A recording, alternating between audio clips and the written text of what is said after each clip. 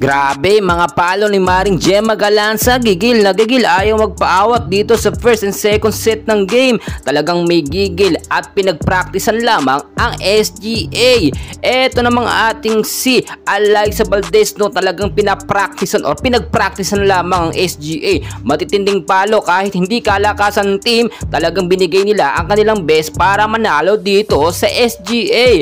Eto mga kaibigan, nakita nyo, Bea De Leon, antindi ng mga palo, hasang-hasa nga po at gamit na gamit dito sa Creamline Cool Smashers. Sa tulad na ating sinasabi, dito magshashine ang career sa volleyball ni Bea De Leon. Matindi rin ang binitawan dito mga kaibigan ni Tots Carlos. Hataw na hataw, pinapatunayan na siyang MVP at magaling sa Creamline Cool Smashers. Well, finally mga idol, game day na nga po Creamline Cool Smashers kontra dito sa kupunan ng Strong Group Athletes or SGA. First 6 line na pasok ang ating mga pambato: Kyle Negrito, Risa Sato, Michelle Gumabao, Bea De Leon, Bernadette Fons at Gemma Galanza. First set, nakuha po agad ng CCS ang first points nila at ang ganda mga kaibigan ng chemistry. Binabago po ng CCS ang kanilang first 6 line na para hindi mabasa ng kalaban at para na rin mabigyan ng playing time ang mga bench player po ng Creamline. Nakita nyo po, dikitan talaga, no, pilit humahabol dito ang kupunan ng SGA sa Creamline Cool Smashers.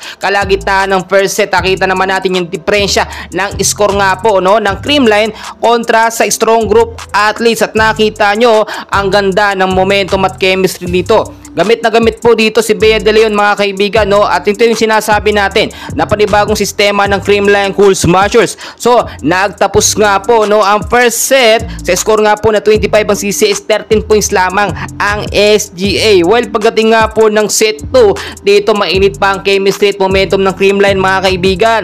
Na 7-0 run nila ang SGA at nagtuloy-tuloy po ang magandang momentum dito sa set 2 at nakita nyo kung papaano talaga, no, hindi mabasa-basa, no, nasa pro na itong SGA pero hindi nila matapatan o hindi sila makasabay sa scoring pagdating sa Creamline dahil sa pabago-bagong sistema ng CCS. Well, nakita naman natin, no, nagtapos ang set 2 sa score nga po, no, na 25 ang CCS, 13 pa rin po ang SGA. Well, finally pagdating ng set 3, no, dito talaga hindi na pinagbigyan ng Creamline yung chemistry at momentum. Pinalaro yung mga bench player, talagang nasubukan, walang tapon sa CCS. Napatunayan na talaga ang Creamline, no, kahit sino maglaro, kayang-kayang kapain at kayang-kayang makuha ang chemistry at momentum sa loob. Patuloy ko po kayong update mga kaibigan, and please don't forget to like and subscribe. Maraming salamat po.